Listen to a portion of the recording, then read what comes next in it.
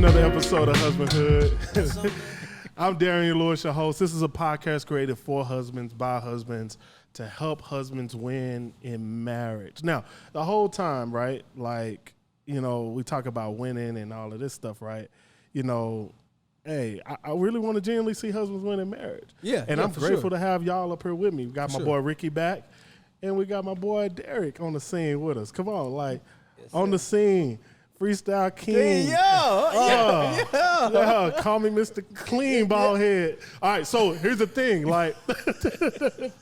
He's gonna throw it in there like that. So, no, man, this is fun, like, to talk about this. We actually started this conversation last year when we were all in Cancun together, and we was talking on the golf cart, and Derrick said, I asked Derrick, I said, hey, Derrick, like, tell me something you learned about being a husband. You know? Oh, yeah, he did. And Derrick was like, bro, like, when you win, you lose. And I was like, what? Like, and it's funny, we say this is a podcast to help husbands win in marriage. Right. Winning that marriage is understanding, like, in Derrick's perspective, when you win, you lose. You want to talk about, expound on that a little bit. Help us understand what you were talking about. In marriage, is the only way to win in marriage is to win together. You know what I mean? So if y'all going at each other, if you win the argument and she lose, what did you win other than that argument? Because you lost everything else. You know. So you said paradise. So you saying you can win the argument but lose everything else? Yeah. But it's the cost of being right. Right, but when you lose everything else, did you really win the argument? Which even make you question, like, is it even worth being right? You know, you took the words out of my mouth. You know? What does it cost to be right? What does it cost to be right? Man. It used to be so much more simpler. It was like, if loving you was wrong, I don't want to be right. What happened to them days? I think Social media. Social media. we could definitely blame it on social media. Being in the eye. Or just being around a person long enough. Right. Because at sometimes, man, like, one of the most intriguing things to me is the relationship dynamic, and it's almost a reminder that you're just her. You're really positioned to be her husband, not her counselor, not all these other capacities, right? When I would tell her something, and I promise you, I'm like telling her, I'm like, baby, like this, if you blah, blah, blah, blah, blah, blah. And she's like, okay. But then somebody else will come along and say the same exact thing. Say, dog. And it's like, it's like, bruh, like, it's like a new epiphany. Babe, oh my gosh. You low-key frustrated. Yes. So frustration kicks in, right? To the point where you forget about actually loving you and not being right. Instead, you find yourself frustrated and wanting to prove your point. So in marriage, you know, we do get, when they say we don't have a lot of emotions, we go through a lot of ups and downs and protect our emotions in marriage because of those things. When you win, you lose. So we got to protect that, right? Yeah, man. When you say something to her and she don't receive it from you, but if she receive it from somebody else and you said it the same thing, you got to protect your frustration, right? So it's like, man, what we doing here, dog? I'm going to say that you kind of got to watch that word. 'Cause do we protect it or do we conceal it? I think we conceal it, dog. You're right. We conceal it. Hey, because, you know, we'll take it there. Yeah. We'll take it there. But as a man, you're not allowed to be mad about that. That's minute. You know, you're not supposed to be mad about something so small, so you conceal it. Or, you just... Act as if you ain't mad. You and your feelings? We done all did it. Yeah. You okay? You upset? I'm all right. Nah, I'm good. I'm good. Right. You act like this person on late You next to you every night. fuming, though, on the inside. They know you mad. So stop asking me that. No. I'm okay. I'm okay. You know? We get petty. You get petty. Nah, I ain't gonna lie. I've been very, very, very petty. Like very, very petty. Both of y'all know my especially wife. when she's talking about, like, with, you know, I've said this on a few podcasts now. My wife, like, speaking to her, this particular tone comes off threatening to her, right? Right. You know what I'm saying? But then when she feel the need to raise her voice at me, I'm like, oh, really though? Oh, you can't do that. You can't do that. You know, gotta conceal that. You gotta conceal it. But again, I've done it. I don't want to act like I ain't never done it. I've been petty to say, oh, so Ooh, that's gonna you can yell at me. You fight, y'all. But You fight fire with fire. Back. I can't even just slightly raise my tone at you. Baby, I feel threatened. Baby, your tone is causing me to shut down. We can't do this. This is so unhealthy for our marriage. Oh, so now what you trying to say? What you trying to say? What you trying to say? Oh, I'm unhealthy. Like, what? Nah. And you see, I'm the complete. She gonna opposite. kill me for this, huh? I'm the complete opposite. Nah. You know, we argue, right? You know, everybody argue. I don't care who you are. Yeah. But my wife will tell you. Yeah, I met my wife. You can ask her. I'm probably the most. And I realized this. I didn't realize this before we got in a relationship, but I'm probably the most stubborn person you ever meet in your life. For real, Bro. I think we all got a bit of that though. It's different. Wow. It's different. I'm telling you, like, something can happen. We can be into it. We can be upset about something. I'm going to be honest, you know, I can be over it. Yeah. I ain't even mad no more. Yeah. But I can't let you know I'm not mad. Wow.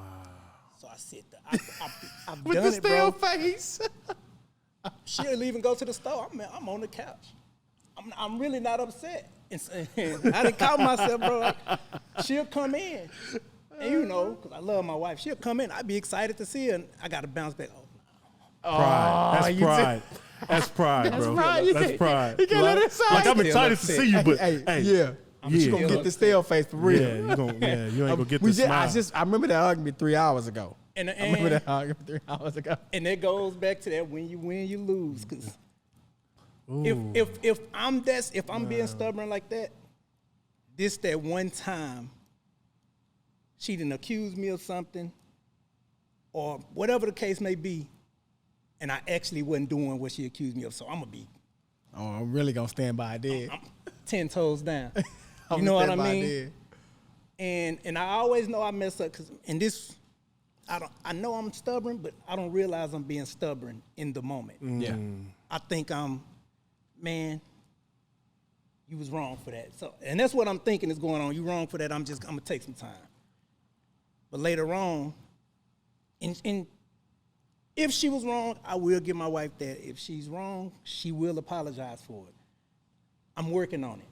I'm working on that. But if she's wrong, she'll apologize for it. She'll apologize for whatever, but I'm still mad. And it'll come a time where my stubbornness, I done took it too far. I done pissed her off. And in my mind, I click. I was like, bro, they're the stubbornness. You went too far with it, you know. You hold on to it too long. You know, she apologized. Y'all talked about it. And I keep going. You know what's intriguing about that? And even what's convicting about that, even in the midst of this conversation, we're talking about wins and losses here, right? Yeah, right. Wins and losses, right. When stubbornness is winning, when pride is winning, what's losing in the marriage? Everything. Communication, presence, right? Like, I can't fully be present with her because of how present I am with what's in my head. Correct. You know what I mean? And what's in my head is now controlling my behaviors and how I'm treating her. Right. And so that's winning. Right. And my marriage is suffering. Right? You saying like, hey, you speaking about it in a moment. But what happens for the person that's out there that's doing this, has been in this for like months, years? And you know, as believers, man, it's unforgiveness. Correct. When you allow unforgiveness to settle in, and then and it's winning, and communication is losing, something that's also festering and continuing to feed that space that's winning is assumption. Right. Because there's no direct communication. Right. You're assuming how she feels about something, and you're responding without even really talking with her about like what the issue could be. But so before I got married, I went to marriage counseling with a group of people, with group of married couples, and we learned this in counseling that you got to realize that your wife was raised different from what you was raised from. Mm-hmm. What might be important to her might not be important to you, but you have to realize that you guys coming together, so you have to make it important enough to cover it up or to to make it important, make it important enough to make it so it can seem important, right? Yeah. So, and I talked to my wife.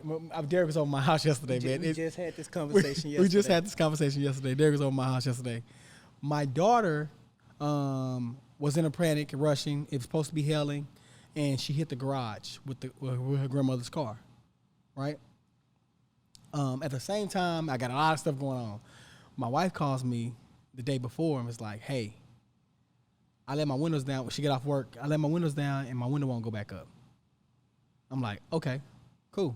All right, just drive it home, put it in the garage. I'll fix it when I get home. Mind you, I'm gone for 24 hours, right? So I get home, look at the garage. I'm like, okay, I can fix this garage. And so I call her, and, I take the car to the shop that morning. But I call her with me and Derrick's fixing the garage, and I call her because the guy called me. I was like, hey,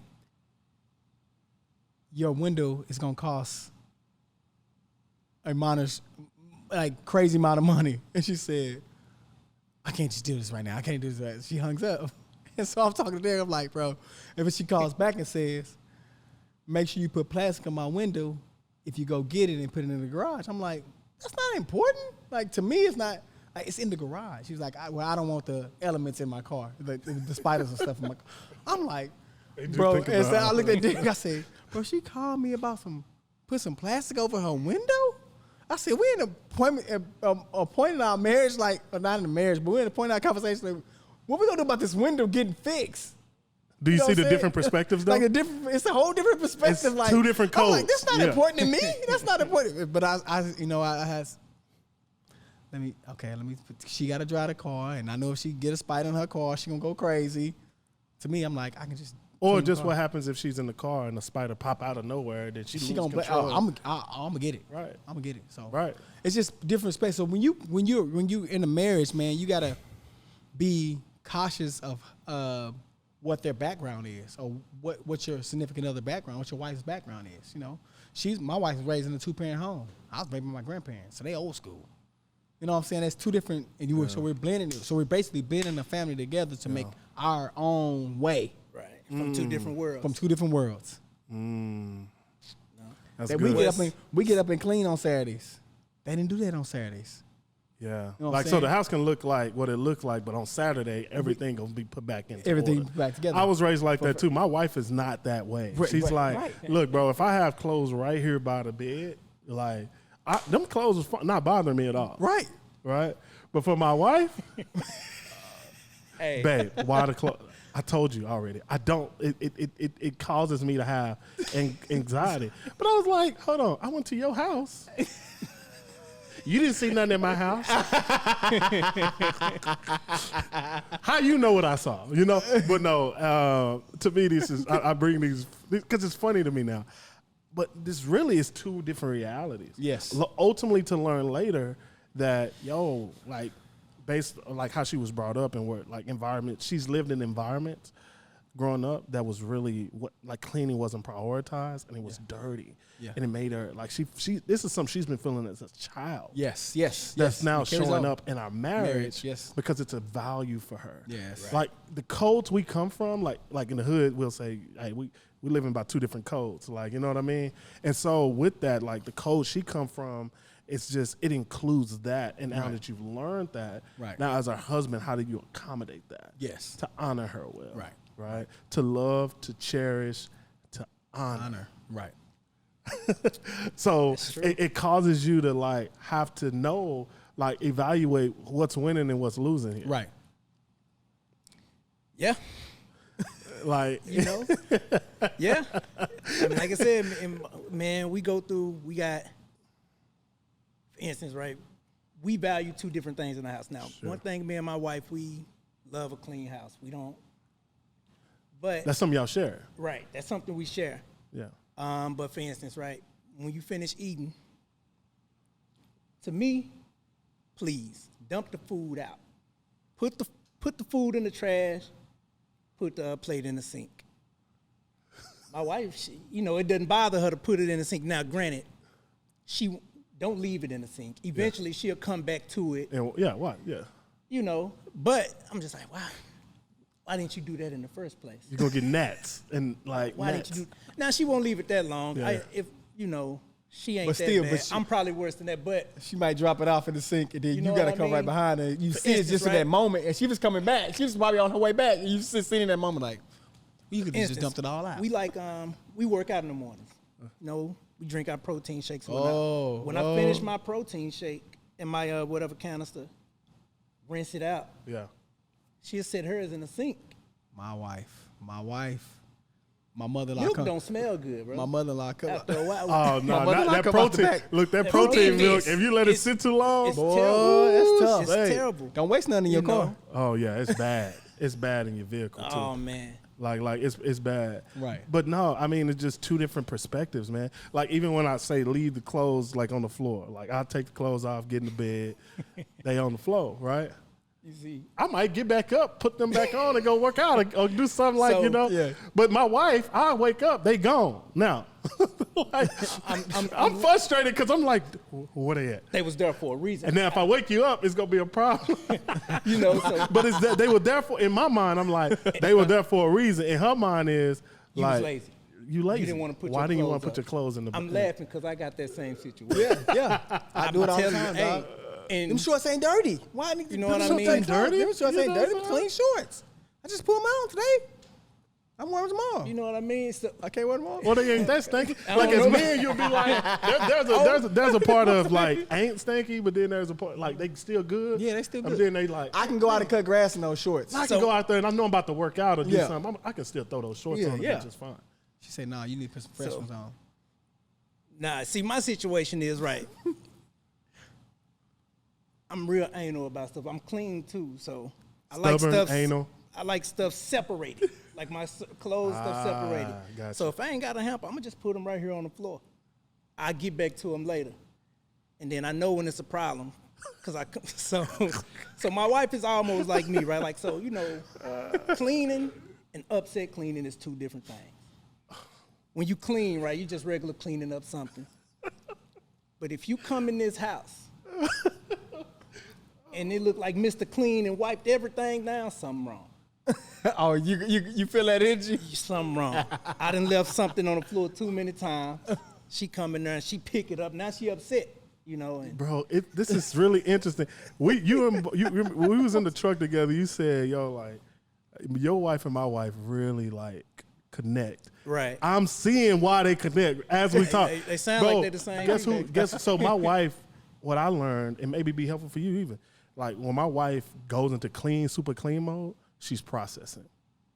It's something that she's processing. Yeah. Like that's her. Like for me, like I went on a 5-mile walk this morning, Yeah, I seen that. right? I needed that.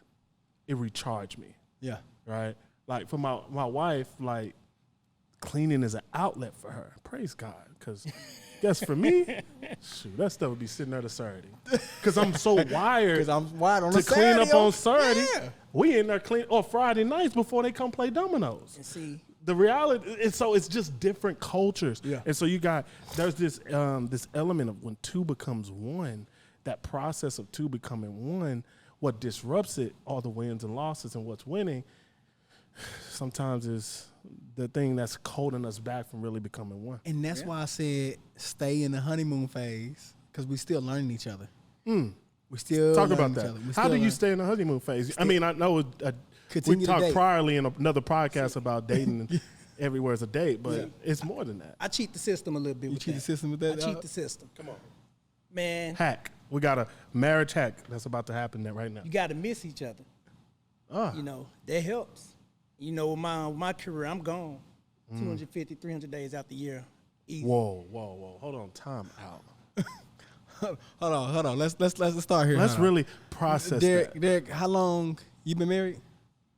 How long you been married, Derrick? 4 years, 4 years. How long y'all been together? 11 years. Been together 11 years. You see how this dynamic works? They been together for 11 years and been married for 4. Yeah, husbandhood can work, baby. Husbandhood can work. Husbandhood can work. Husbandhood does work. It does work. And the reality is, this brother just said, I'm gone. It's how many days in a year, Ricky? Yeah, he said 200 to 300 days. No, a year. I asked you how many days in a year. Oh, 365 days. 65. Sometimes 66. And we got a leap year. Almost 300 of those. He gone? I'm gone.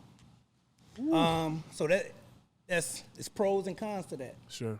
Pros, when I'm gone, you miss home. You want to go home. So when you're there, it's all new again, you know. For the time being, it's new again. The bad is, you gone. You gone. Boy, it's lonely out there on that road. Oh, yeah. It's lonely when you know. So it got its pros and cons, you know. Dang. Other pros and cons to that is, you know, I travel. I live out of hotels, you know, year round. So when I come home, I want to be home. My wife is home when I'm out, you know. So when I'm home, she wanna go see something. She wanna travel. I'm traveled out. I don't want to travel. You know what I mean? I get exactly what you're saying. Right. So over the years, I've been trying to find that balance. Hey, I try to go on a vacation every year. One vacation with my wife. I try to do 1 to 2 vacations with my wife. Well, one with my wife and adult friends, one with my wife and kids. Yeah. So I try to get that balance every year because, well, Yeah, that you can got get tough. to, right? Yeah. You know, because it's selfish. I see the world. And so I want to be at home, you know, but she's home all the time. She want to see what I see, at least some of it, you know, even though I'm out for work. But her environment is, I see your kids. Yes. You seeing the world while she's seeing your kids. Right. Oof. When you put that in perspective, it's just like, dang, okay. And I know for me, even with my schedule, as I'm starting to travel more, it's like, man, I just be wanting to take her with me sometimes. Yes. But the reality of that is just, it's hard because You got responsibilities. you that got gotta be taken care of. responsibilities. We got things that need to be taken care of, right? Yeah. Right. So, man, how do you protect and hold when you're away? It's tough.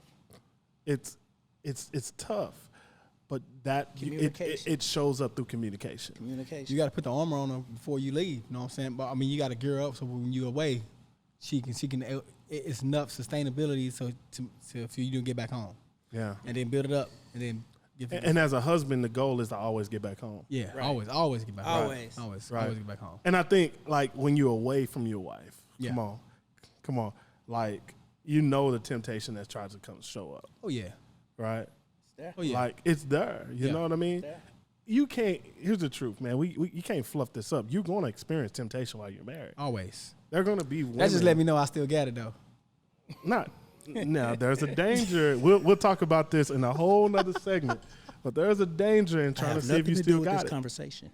I ain't a part of it. conversation. Look, there's a whole danger in trying to see if you still got it, my brother. No. I Like, ain't don't trying to do see that. if I still got it. I ain't say I'm still trying to see when Well, the temptation obviously, there's a comes. part of you that's saying, well, that let me know that I still got it. No, I'm saying when a temptation, when people come toward, when like you get, I mean, you get females coming up to you all the time, right? Come on, Ricky. I'm expounding on this. You get females coming up to you. Pretty Ricky is what they call him. I'm on the back of an ambulance. I'm on the back of an ambulance with a female that's saying she got abdominal pain, but she's trying to holler at me. And I told her, you can't. you can't. Hold on, what? You on the back? So look, Hold on, what? I'm a firefighter by trade, right? So I ride. Well, in the city of Dallas, we do fire and paramedic. Yeah. So check this out. I'm going to these people's houses because they called the ambulance. I got abdominal pain for the last 3 days. Okay, it's female. It's hypothetically thinking. It's a female. She gets in the back of the rescue, and she's flirting. I'm like, wait a minute now. I thought your stomach was hurting. But that also mean in the back of my head, I say, okay, I still look good then. Now, my wife that's what I'm saying. I still look good. I'm still sought after, not just after my wife, not just from my wife, but I'm still sought after from other females. That's what I'm saying. No, I'm not saying I'm not going out looking for females. Nah. But it's always present that I'm still, hey. The Curry effect. Yeah, the Curry Aisha effect. Curry. Girl, get out of here. Yeah. I don't want you. You know what I'm saying? But at the same time, they say, hey, no, it ain't no hey. You know, something that So it feels good to be like chased. Yeah, Or- yeah. To know that's interesting. you still got it. To know you still present yourself you still present yourself as looking good, as smelling good, or whatever you Attractive. do. Attractive. Are you still attractive? I feel you. What's tough for me is that I cannot think that way in order to be faithful, like in order to stay faithful. Here's why. And everything works different for everybody. So let me be clear about that, right? To me, I was once a starting quarterback at a university. I was once in a lot of limelight, doing things, and there was a lot that came with that. Right. And I understand, like, even still, like, looking temptation in his face and is looking back at you and saying, I don't care about that ring, right? That's like, yo, like, nah, bro, I can't, you know what I'm saying? It's like, that's why for me, the mindset is always, I'm trying to get back home. Yes. Right? Like on the way home, like, you know, sometimes like growing up as a kid, we walked to the store, right? That was when walking was the thing. Like, bro, we'll walk 10 miles if we with your friend, don't even know it. Like, Mama, can I go to the store? Yeah. Yeah. Do you got some money? Nah. What you going to the store? What you going to the store for?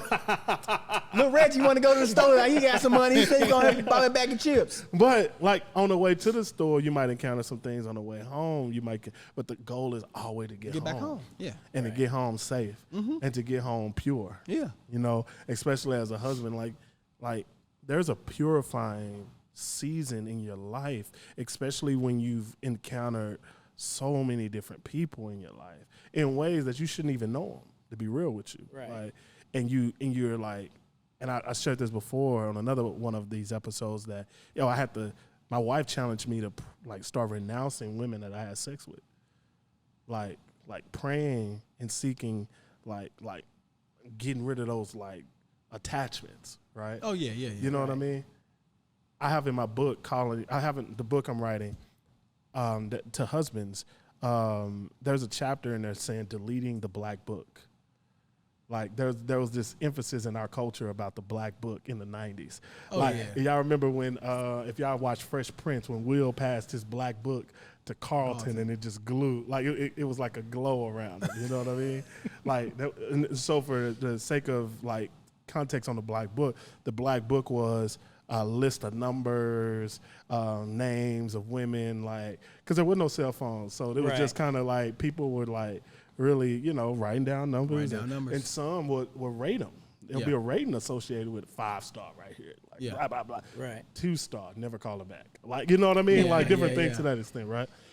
And for us, it's not as tangible anymore from like, you know, I'm writing it out and all that.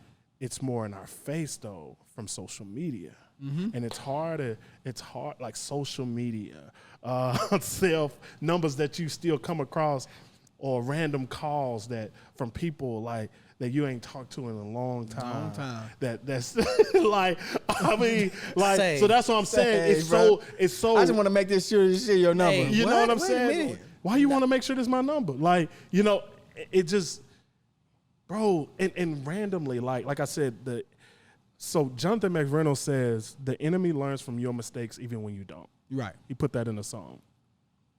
What happens when you into it with your wife about a specific topic or something, but then you go on the social media and because you still follow this person randomly pops up in your feed. That not only makes this random, but connects with the thing that you and your wife was beefing about. Correct. Man. Like, and you said that random text, man, let me tell you, this was back in, I think 2013. It had to be 2013. This lady, you know, I used to deal with. Yeah. It was right out of high school. So before I met my wife, this lady I used to deal with, and she sent a random text message. I can't remember. I think it was something along the lines of miss you or something like that. I'm on the couch asleep. Man, boy, my lady woke me up so quick, and in my head, I'm, what's going on? You know what I mean? Yeah. Let me tell you how she got me, though. But I think at the same time, she knew it was honest. So she read the message, you know, and she put my phone back down. And you know, I wake up. She say, "Hey, your phone going off. Somebody text you." You know me, so I pick up the phone, and immediately,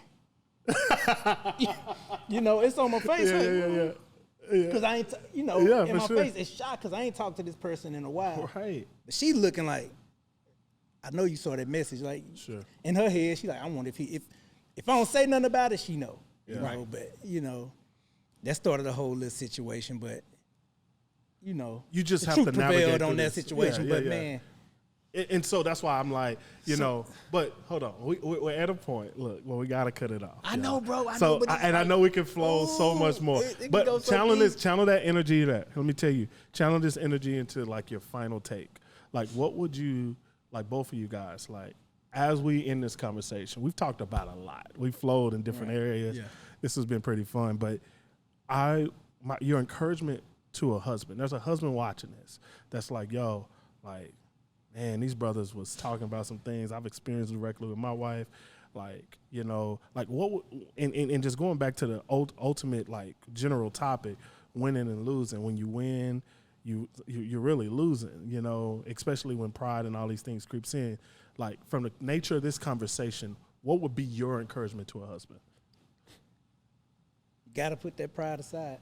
Yep. I know that's as cliche as that may sound, but it's not. It all boils down to that. Sure. You got to put that pride aside. And I mean, I don't care who you are. Nobody is perfect at it. Right. You know, you get better at it. Right. But I'm still working on it myself, you know. Right. But you got to learn to put that pride aside. Sure. And, you know, communicate. You yeah. know, I communicate better, but I don't communicate well. You know? So I'm working on it. Come on. But, that's good. You know, you got to put that pride aside. I'm going to say, man, from this segment, man, I'm going to say, get back home. Prioritize home. Yeah. Prioritize home. That's your recharge station. That's your relax station. That's your communication station. I mean, home. Prioritize home. Prioritize what's going on at home. And that includes your wife. That includes your kids. That includes your family. It's worldly things out there. Yeah. But prioritize home. That's the base. That's the foundation. Home. Wow. God. I would say this, man. This will be my last take on this conversation. You just said something when you said prioritize home. It made me think about another conversation we've had when you said, how do we look at it? To death do us part, or going home to be with the Father? Mm-hmm. Right? If our ultimate goal is to go home and be with the Father in heaven, once we're no longer here, then our ultimate goal on earth as a married man is to go home and be with your family. Home can't only be prioritized for what we believe when life ends on earth. Yeah. But home has to also be prioritized on earth as well. Right. On earth as it is in heaven. This has been another episode of the Husbandhood Podcast. I'm so still moved by this conversation. This is, again, a podcast created for husbands, by husbands, to help husbands win at marriage. Remember, you can be winning in some, but that win comes with a cost. And that cost should not be your marriage. Peace. This has been great. Thank you guys for coming on. 'Cause on the Husbandhood